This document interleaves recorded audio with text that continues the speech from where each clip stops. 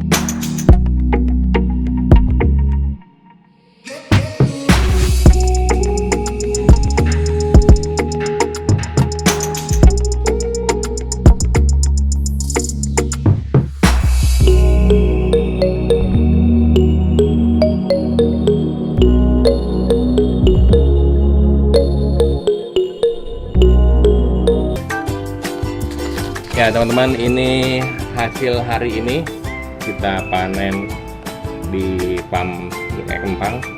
Empang Red. Jadi tadi mengeluarkan dari mulutnya sekitar 12 ekor anakan. Ya, ini perkiraan jantan. Ya, ini Super Red 12 ekor. Hah? Oh iya, ini udah ini terus ada telurnya juga ya. Ini telurnya jadi dalam mulutnya ini sekitar ya 25 apa 30 ekor, nggak kelihatan ya, jelas ya. Tadi kita sudah panen ada beberapa ya, 1 ekor ikan ya yang keluar dari mulutnya. Itu anaknya jumlah sekitar 12 ekor. Setelah itu dibawa kemana lagi tuh proses gitu? Saya bawa ke akuarium, dipelihara. Ya. Lalu dikasih makan nggak? Belum waktunya. Itu di bawahnya dia masih ada kantung telurnya, jadi kita belum bisa kasih. Oh, tunggu berapa hari? Sesudah dia kira-kira kantong telurnya habis, kita baru kasih makan. Nah, makannya apa? Biasanya cacing merah. Cacing merah apa? Yang udah di freezer itu. Oh, di freezer. Oh, yang beku. Atau kalau kita mau kasih makan, misalnya kita ada lahan, kita bisa ambil anak udang, cere, tapi dengan catatan piara sendiri, jauh dari sakit penyakit.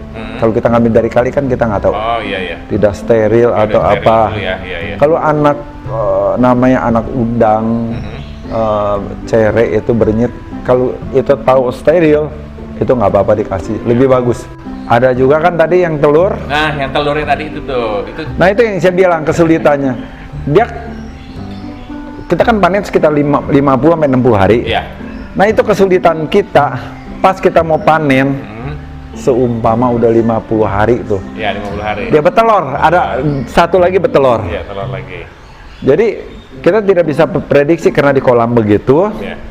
Waktu kita panen ada yang baru bertelur. Toh kita taruh juga itu bakal karena dia sudah terganggu, itu bakal busuk. Jadi tadi emang harus dikeluarin aja semua ya. Dikeluarin. Harus keluarin ya. Itu begini, sebetulnya kita sayang. Iya, sayang. Tapi mau nggak mau kalau nggak digituin, dia tidak bisa berkembang lagi. Tapi ada juga sih, saya lihat itu ada orang-orang yang saya beli telurnya aja deh katanya. Telur dalam 25 hari, dia tuh udah ada anaknya. Iya. Itu boleh. Tapi kalau dalam bentuk telur, jangan, percuma. Masih kuning gitu tadi ya? Iya. Masih kuning muda lah ya? Itu telur begini, kalau telur ada orang beli, itu udah kebiasaan di Kalimantan, kena air, maaf aja ya sama orang Kalimantan, bukan semata-mata. Kalau musim panas kan air tuh kurang baik seperti di Jawa. Jawa kan airnya baik sekali. Di Kalimantan nggak air baik, tapi karena banyak hutan gundul dan kali itu tidak berjalan ekosistemnya. Karena pohon besar apa ditebang-tebangin, ditanemin sawit tuh perlu air banyak sekali. Jadi di sana kalau musim panas itu kekurangan air. Jadi debit air yang misalkan dalam 3 meter itu dia bisa berkurang sampai 1,5 meter. Jadi itu membawa lumpur amoniak. Itu ikan nggak tahan. Mungkin yang gede campur amoniak nggak terlalu banyak. Kalau terlalu banyak mati, yang saya tahu. Di Sentarum kan pernah satu Sentarum itu atas semua ikan mati. Jadi anak arawana pun kalau air belum terlalu tercemar, dia paling bertahan di mulut itu 3 minggu, 4 minggu. Mereka udah panen dikasih air fresh, nah itu dikembangkan. Kalau yang bisa itu ikan akan normal, tapi kalau yang nggak bisa, dayung turun, mulut cakil. Kenapa? Ikan dia tidur begitu di akuarium. Dia gitu mau belajar berdiri kan dia begini. Dia begini antara ekor dan mulut ini, karena mulut terbentur, nah dirangsang jadi dia punya mulut itu akan tumbuh lebih. Atau mungkin yang kata Ruli, dia belum cukup umur dikasih pakan yang keras, itu bisa juga. Itu banyak kesimpulan. Karena sampai ini hari kalau kita bahas mata, orang bilang itu ada mata mutiara. Toh sampai ini hari tidak ada dokter mata buat ikan kok. Jadi manusia suka memprediksi gini-gini itu sulit. Kita tidak tahu tubuh begini, tubuh begitu. Ini semua ciptaan yang di atas. Saya ternak arawana udah lama, 40 tahun. Toh selama 40 tahun ini saya makin piara, saya makin takut kok sama arawana. Karena saya sadar ini ikan-ikan purba. Orang mau mengenal saya pelihara ikan begini. Baiknya bagaimana, apa yang saya tahu, silakan saya beberkan. Karena ini ikan primadona Indonesia. Indonesia kalau pemerintah belum sempat melindungi, nah kita-kitalah sebagai rakyat ini yang harus lebih awal melindungi. Gitu. Lalu kembali ke tadi telur tadi itu. Ya. Tadi telur itu akhirnya kita bawa pulang juga kan? Bawa pulang. Di sana tadi taruh di mangkok gitu. Itu berapa lama? Misalkan itu kalau normalnya lah gitu. Dia kalau normal, dia udah sekitar seminggu. Dia udah ada embrionya. Dia udah ada embrio. Makin hari embrionya itu makin besar. Dan itu telur makin kecil. Satu jalan yang begitu harus dikasih heater, penghangat itu sekitar 30 lebih lah. Dikasih heater, penghangat. Itu kalau nggak dikasih heater, biasanya bakteri itu lebih gampang. Kita kasih 26, 27 aja biasanya normalnya. Normal ya. Harapan berapa persen itu bisa? Jadi karena dilihat nih ya, kalau di kacamata orang awam, lebih baik saya dapat telurnya itu dengan jumlah banyak, ini sekitar 25 lebih deh ya. 25 lebih. Nah, pesan saya sih beli telur sama beli ikannya yang kita ngerti. Saya sih saranin beli ikannya yang sudah besar. Udah besar ya. Yang di atas 15 cm sampai 25 emang agak mahal. Ya. Tapi tidak beresiko. Ketipu. Banjar. Ya. Terus telurnya tahu itu telur ikan red. Iya, nggak tahu ya. Ya. Bisa juga ikan golden telurnya. Lain kalau yang silver Amerika punya telurnya pun lain dehnya. Jadi masalah gini, saran saya sih, saya pernah ngomong sama Pak Esa kalau nggak salah. Kita beli 20 ekor ikan, kita berharap satu dapat yang red kan. Tapi kalau kita beli emang bibitnya itu Banjar, mau beli 100 pun tidak akan bisa. Nah, itu dia. Jadi saran saya sih kepada penggemar, dengan beli telur, beli kecil, itu jauh lebih boros. Ya karena ya dari sekian banyak kita nggak tahu jadi apa enggak. Banjar setempo kecil bisa lebih merah dari red. Lebih merah kalau kecil ya. Apalagi kalau itu Banjar udah dikasih, gampang kok. Kalau misalkan orang perlu tidak, saya bilang sama netizen ikan mau merah bagaimana, tapi rusak. Iya, rusak. Saya tidak pernah ikan di training, Iya. dikasih santin, gampang kok kalau mau merah. Mau merah. Tapi Kan efeknya kan. begini, manusia tuh punya liver, punya apa semua Iya. organ tubuh. Demikian pun ikan tuh ada livernya. Kita kasih, itu kan kimia. Iya. Kimia dikasih berapa lama dia tahan? Mungkin 10 tahun. Tidak bisa panjang seperti umur saya. Iya. Ini kayak salah satu nih kalau saya ngomong begini, Pak Esa. Kalau setiap orang beli ditaruh di akuarium, Iya. ikan bagus bagaimana dia taruh akuarium, dia akan sayang untuk diternakan kan? Iya. Ini salah satu yang membuat ikan punah kan begini juga. Iya. Kenapa ikan saya tidak jual? Iya. Ikannya tidak dijual. Saya cemplungin ke kolam, Kolam. saya cemplungin kolam anak apa sih besar, saya cemplungin kolamnya seperti satu partai itu 55 ekor. Saya cemplungkan biar dia berkembang biak lagi. Kalau 1000 orang beli di akuarium, dipiara, dia bagus begitu. Kapan dia ternakin? Kapan ternakin ya? Intinya ikan yang membuat ikan punah juga begini, kayak Iya. Chinese pedal fish itu yang di Cina. Iya. Cina kan dia lupa.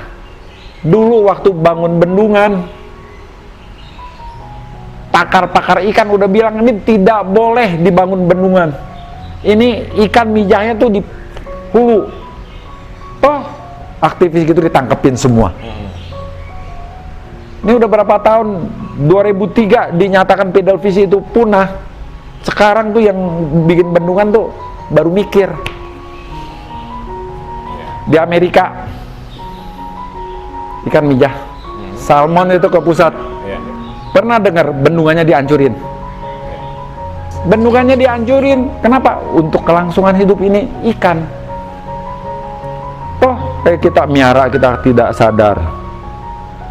Piara taruh di akuarium. Mungkin di Indonesia berapa juta ditaruh di akuarium. Toh tidak akan berkembang biak makin lama. Di alam asalnya dia berkembang biak 5 tahun, 6 tahun. Karena dia belum berkembang biak, ikan segini ditangkap, ikan segini ditangkap. Lama-lama yang gede, kalau dia tua, apa dia bisa terus berkembang? Habis keturunannya. Habis. Jadi Ya. masalah ini ekosistem apapun itu harus dipelajari. Ekosistem segini, dia kan bakal tua. Iya. 25, 30 tahun. Dia tuh untuk berkembang biak tuh udah sulit sekali. Yang saya tahu dia dari 6 tahun sampai 20, ya 30 tahun lah. Iya. Dari 6 tahun sampai 30 tahun dia bisa berkembang biak.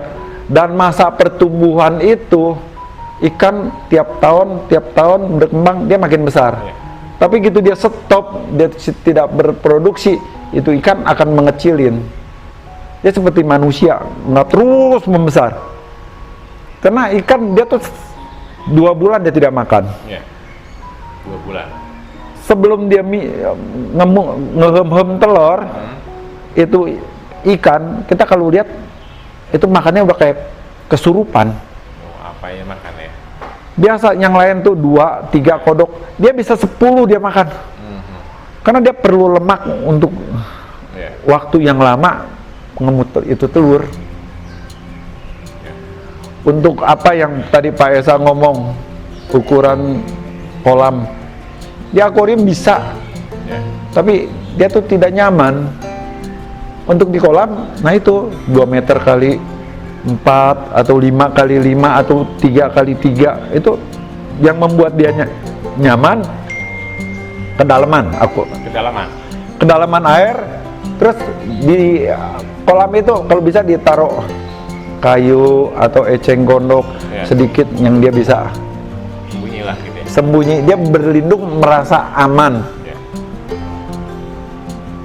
Itu toh aja Pak Esa. Ya nanti saya coba mau bikin kolam arwana.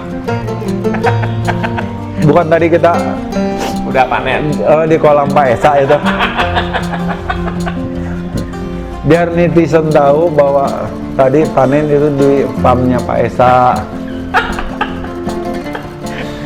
Tapi begini, sumur siapa yang tahu ya. Iya, siapa yang tahu? Uang kita tidak bawa mati, Iya, ya kan? Iya. Saya pernah ngomong ilmu kita harus berbagi, iya, ya kan? Nyawa tuh kita sebentar. Jadi kalau manusia yang sadar dengan lingkungan, dengan kehidupan istilahnya, dia tidak akan bicara sembarang. iya. Saya pun ngomong begini, jujur ngomong saya takut salah, takut. Nggak usah takut salah ya. Heeh. Iya. Karena pendapat orang tuh Beda-beda. beda-beda. Ya. Ya tadi kita ngobrol panjang lebar nih tentang panen dan hasilnya itu. Terus ini banyak, ini saya nih, Sob. Saya kan belum pernah nih, saya nggak jawab. Paling ngejawab, apakah itu ikannya dijual atau tidak? Saya selama ini saya nggak pernah jual ikan. Ya. Di lokal saya nggak pernah jual ikan. Jadi maaf aja. Mungkin satu hari saya akan jual. Ya. Jadi pertanyaan semua dijawab langsung sama masuk ya. Saya nggak mau ngejawab, saya bingung ngejawab.